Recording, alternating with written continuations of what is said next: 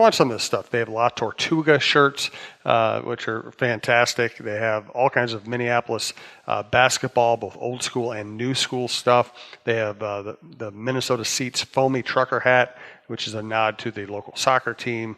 They now have a members-only club that you can sign up for. Hockey, soccer, baseball, curling, football, Vikings, Gophers, autographed baseballs from people like Eddie Rosario, knickknacks, hockey stick bottle openers, all this stuff, and barbecue stuff. You're going to want to check it out. Sodastick.com, promo code YOUBETCHA. Did you read the Kyle Korver piece? I did. I don't even know if there's words to describe it. I mean, I think that, and I've talked to a ton over the years of black athletes and black coaches and about these kinds of issues that they face on a daily basis, not only on the court but in the public and in the private sector. And one thing they always tell me is that until some of our white brethren sort of have the tough conversations and look in the mirror and hold themselves accountable as well, we're going to have a ceiling on whatever progress that we can make. And so to read Kyle Korver's piece at the Players Tribune, and it was really an autopsy of his own conduct and actions and the way that he's sort of navigated life in the NBA, even as teammates like Thabo Sefolosha and competitors like Russell Westbrook have come up against racially charged moments in their lives, and he basically has said like, I haven't done enough, and I've kind of skated by on this white privilege, and I need to do more. And you see the reaction that it got from people all across the league, white and black, yesterday. I think it's the kind of piece that can advance the conversation, and I think it was a courageous thing to do. I think it was I don't know what other adjectives to use, but he really did some inner soul searching and articulated himself and his position well to really, I think, make a lot of people think, and that's a great thing. Amazing piece, and it just reminds. I mean, when I've had conversations about race with people of race over the years, what so often they tell me is, you know what, I prefer the overt racism. Mm-hmm. You see it, yes. You can identify it, you can avoid it, you can confront it, you can do whatever you want. And not only people we know and we've talked to over the years, but you go back, Martin Luther King's persona has been sanitized. Yes. And people wanted to say, okay, we always loved him, and we love him even more now. He was hounded by the FBI. He was assassinated by a racist. And amazing, isn't it, that pretty much everybody who's at the height of the civil rights movement was assassinated? Yeah. Kennedys, it's crazy. Malcolm X, yep. Martin Luther King, and he was not popular at the mm-hmm. time. And he always said that the greatest problem with race in America was the moderate white mm-hmm. who recognized that there was racism but wouldn't do anything about it. Yeah, absolutely. And you kind of, I think the Korver piece was so great because I don't think they want sympathy. Like, I think they get enough of that. I think there are enough people in the world that look at what a person like Colin Kaepernick is going through, like any of these guys are going through on a daily basis when they walk around in the street or whatever, and they say, gosh, I'm so sorry that you have to go through this. And there's not enough people that say, I don't experience it, so because I haven't experienced it, that means that I haven't acted on it the right way, I guess. And that's an inarticulate way of just kind of pointing out, like, what I've always, when I've had these conversations with athletes and people, I mean, I had it with a ton of them right after 45 was elected, was that, like, look, I can never put myself in your shoes. But the only thing that I can do is understand that the way that people, the society in general, looks at you and the way that they look at me is different. And no one is ever going to cross the street if we're on the same sidewalk approaching each other in the dark when it's me. But there's going to be a ton of people that do it when it's you. And that kind of inner feeling that you get when something like that happens on a daily basis is got to be just something that takes away from your feelings of humanity. And so, like, there has to be a more overt pushback on all of this. And, there's a poll out on CNN today about how race relations are spiraling out of control even more. And so it's only more incumbent upon all of us to not only just kind of be not racist ourselves, but also combat the racism that we do see. And mea culpa, I run a network and I don't have any black hosts right now. Mm-hmm. I have, and I want to again. I hope and plan to shortly, but, sometimes people like me are the problem. I'm not a racist, but am I doing enough? Right now, I'm not. I hope to change that. We can talk about that for hours. We'll continue to have that conversation as we have the opportunities to in the future. Thanks for listening to that part. Race is never fun to talk about. We got to talk about it. Quickly, thank you to Bitesquad, bitesquad.com. Promo code TALKNORTH gets your first delivery free. Save you from cooking, doing dishes, parking, waiting in line, fighting for a table, good food, and especially for Masters Week. If you like golf, just sit in front of your TV. They will bring the great local restaurant food to you. They also have a members deal.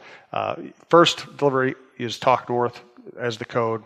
They also have a members deal, $5.99 a month for free deliveries from anything within 4 miles. And there are a lot of great restaurants pretty much anywhere you are in Minnesota, 4 miles. Let's do a couple Twitter questions here. I think we have a fan base that's a little distraught, I think, right now. Let's see. Nathan Dalsing, longtime listener. What are your off-season plans, John? And yes, we will continue the pod through the summer. Yeah, I'm going to sleep for a little bit, I think. You should. I'm headed to Denver for the season finale. It was and as well, and that will be a run of 7 games and 6 nights. And so I will rest. But as we both know, that the NBA season does not stop. And so just because the Wolves are done in April doesn't mean that there's not going to be a million things to cover, Wolves-related, NBA-related, really for much of the summer. And so we will continue to do that. We will continue to do the pod all summer long. And that just won't go away until like the very late August. The NBA is going to be breakneck all the way through, and there's going to be a ton of Wolves intrigue throughout the whole summer. So there will be no lack of content, but there will be hopefully a more surplus of sleep for me. Good luck with that. From Gus Buss, is there any chance the Wolves can trade Wiggins without having to include a pick and or a young player like Okogie? No, not at all. I don't think. That's just look. Wiggins has played better these last 8 or 10 games. That helps things a little bit, but the problem is his body of work before that is so strong or so significant that I don't think he's going to fool anyone into saying, okay, we'll just we'll take him. Most GMs out there are very smart. They know that his stock is very low right now, and so even if there is someone that let's say that there's a general manager of an Eastern Conference team or whatever that says, man, I really like Wiggins. I think that he's untapped potential, and we are going to we're really going to get after it and bring him in, and we're going to turn him around. And the Wolves have screwed this whole thing up. We're going to bring him in.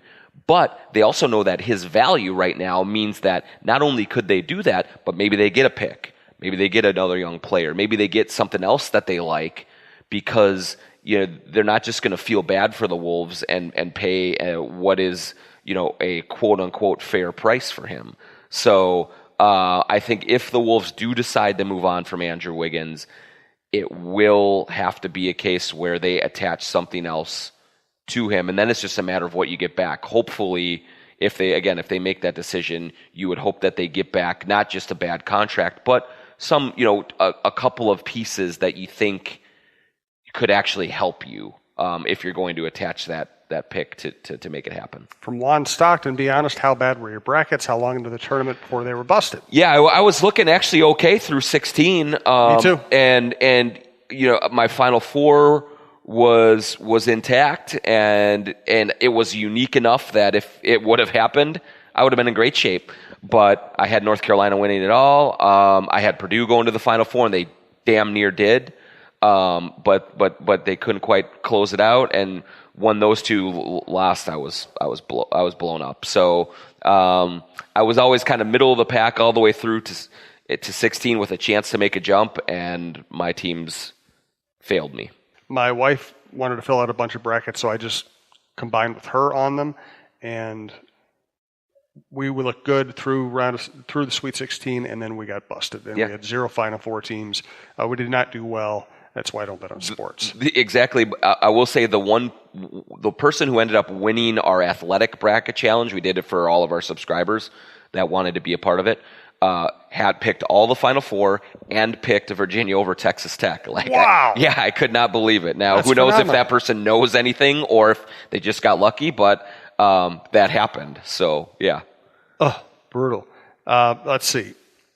Brian Francois, who are some highly rated prospects that you're not high on for the Wolves? Is it too much to ask for Kobe and Chauncey?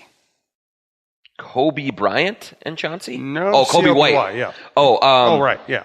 Well, I guess it depends on where they go, where the Wolves pick. Now, I think right now, as it is, they're slotted at 10th, and I don't think Kobe White will be there. Although I would love it if he was there. I think he's exactly the kind of player that they need. So if they jump up into the top 4, let's say they're at 2, or if it breaks right, they could get Morant at 4, possibly, depending on who is picking above them 1, 2, 3.